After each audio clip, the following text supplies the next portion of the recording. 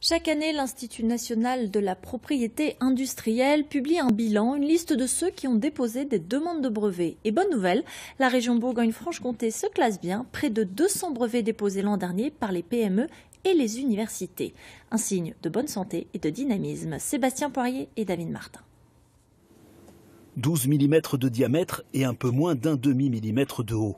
Cette version réduite de micropince est comme sa grande sœur, à droite, une championne de la contorsion et de la légèreté. Donc ça, c'est un robot parallèle à 7 degrés de liberté, c'est-à-dire 7 mouvements différents, qui sont donc les 3 déplacements. Donc il peut se déplacer dans toutes les directions, il peut tourner autour de tous les axes, mais il peut aussi réaliser l'appréhension.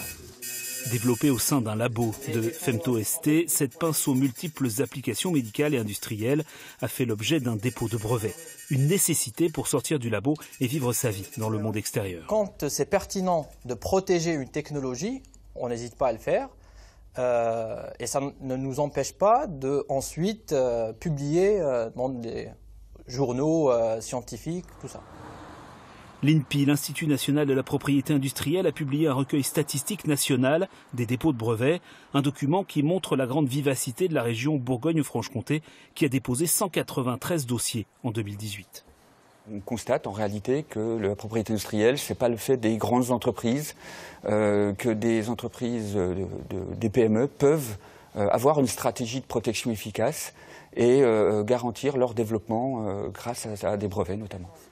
Dans le trio de tête des domaines technologiques représentés dans les brevets comtois, on trouve la manutention, les machines et appareils à énergie électrique et la technologie médicale, une diversité qui représente bien le dynamisme des start-up et des industriels de la région.